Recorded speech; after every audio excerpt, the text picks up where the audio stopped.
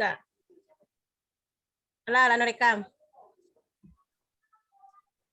Assalamualaikum warahmatullahi wabarakatuh. Selamat siang para peserta IHT.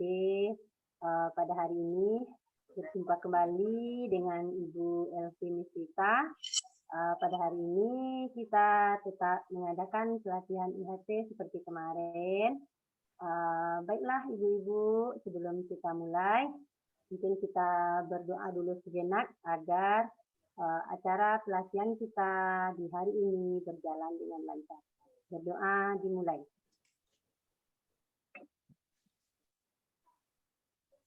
Oke, gimana kabarnya Ibu?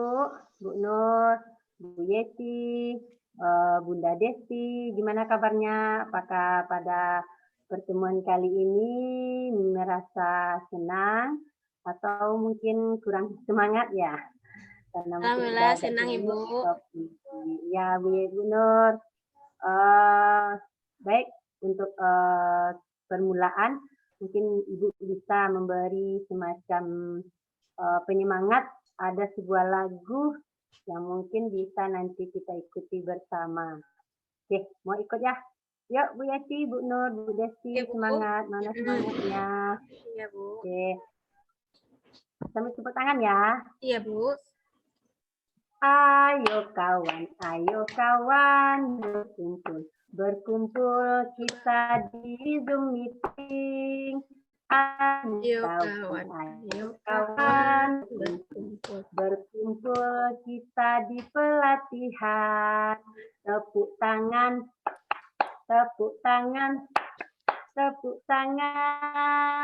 bergembira. Sekali lagi, bersemangat kita semua bergembira. Hore, oke. Allahu Akbar. Ya, Bu. Nah, ya, Bu ya. Kita mulai hari ini. Pada kesempatan ini mungkin Ibu akan menampilkan materi tentang pendidikan yang memerdekakan. Pendidikan yang memerdekakan itu apa ya? Bu Nur bisa jawab? Apa ya itu pendidikan? Katakannya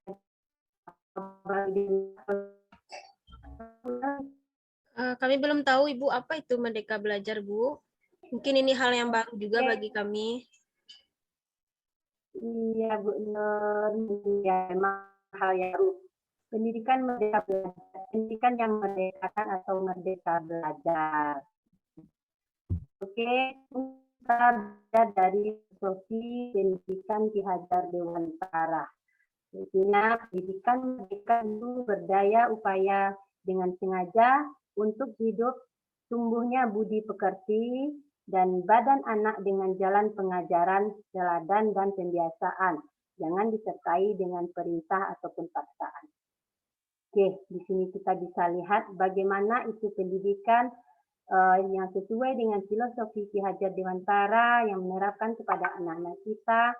Bagaimana anak-anak itu belajar, tumbuh dan berkembang tidak sesuai dengan perintah dari gurunya, tidak sesuai dengan paksaan dari gurunya, yang dikembangkannya melalui dengan keinginannya sendiri.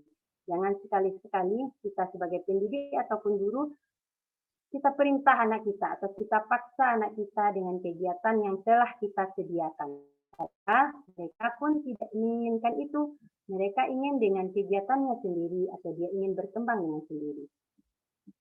Mungkin tujuan dari pendidikan menurut Ki Hajar Dewantara ini yaitunya menuntun segala kodrat yang ada pada anak agar mereka dapat mencapai keselamatan dan kebahagiaan yang setinggi-tingginya baik sebagai manusia maupun sebagai anggota masyarakat.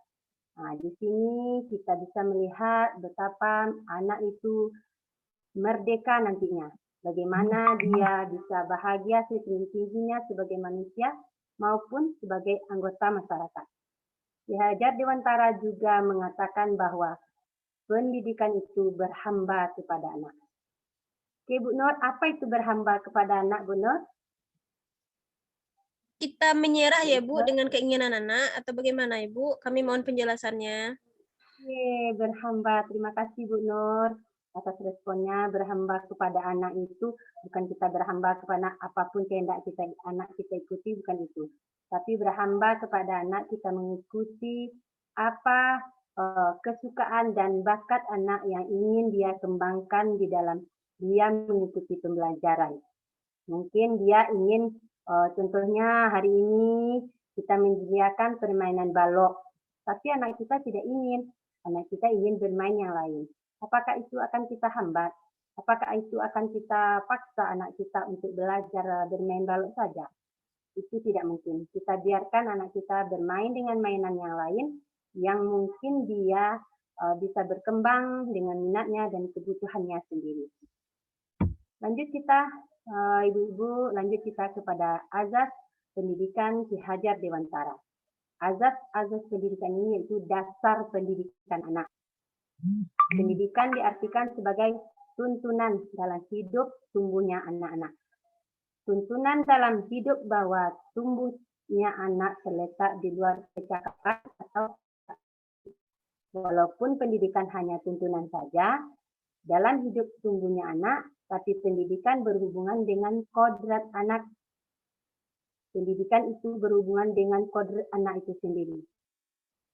Menurut Ki Hajar Dewantara, anak itu lahir dengan 3 model atau dengan 3 aliran. Yaitunya anak diumpamakan lahir bagaikan selai kertas putih yang masih kosong.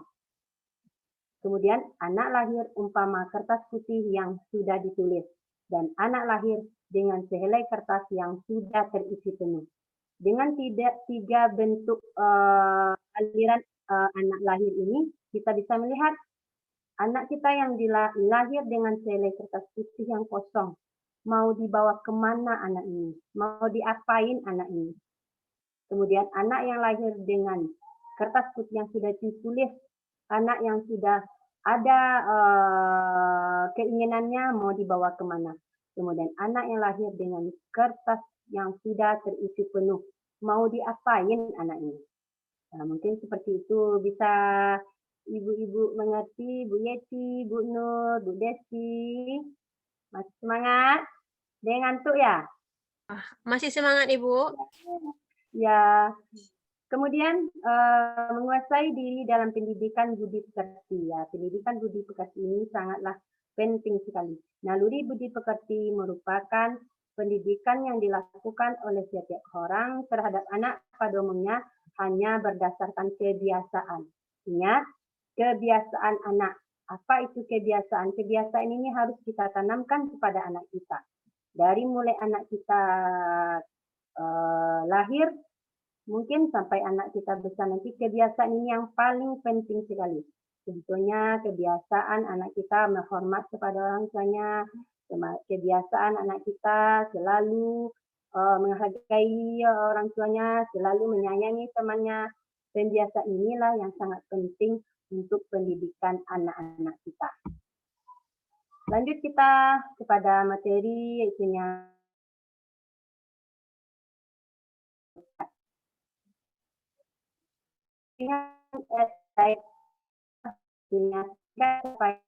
perempuan.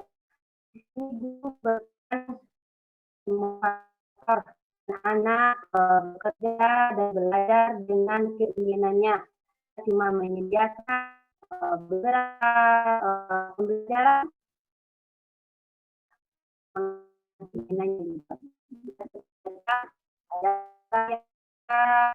bermain dengan pasir, ada anak kita yang suka melipat-lipat kertas, mungkin ada anak kita yang suka menulis sama coret-coret, kita hanya bisa membimbing mengarahkan anak tersebut. Kemudian tidak mengacu pada tingkatan kelas, bukan anak ini tidak memakai kelas-kelas, hanya dengan perbandingan pengembangan anak atau karakteristik anak mungkin ya. Kemudian disesuaikan dengan tingkatan, capaian, kemampuan, dan kebutuhan anak. Nah, disinilah tadi adanya tingkatan anak bagaimana, capaian anak bagaimana, kemampuan anak itu sendiri bagaimana, dan kebutuhan anak itu sendiri bagaimana. Itulah kita yang harus tahu dan paham dengan ini. Kemudian berpusat pada anak. Nah, inilah yang paling penting sekali, berpusat pada anak. Pembelajaran yang kita sediakan hendaklah berpusat kepada anak. Mungkin balik lagi kita dengan materi yang tadi, jangan berpusat kepada guru, jangan sekehendak guru, jangan sesuai dengan perintah guru. Kemudian tujuan menggunakan pendekatan adalah penguatan kemampuan numerasi dalam literasi peserta didik. Nah, inilah yang akan kita kembangkan nanti kepada anak didik kita. Peserta didik tidak terkait pada tingkatan kelas, dikelompokkan berdasar fase perkembangannya. Kita harus mengarah kepada fase perkembangan anak itu bagaimana sebenarnya. Kemudian disesuaikan dengan karakteristik, potensi, kebutuhan peserta didik. Nah, ini yang sangat penting sekali kita perhatikan ya.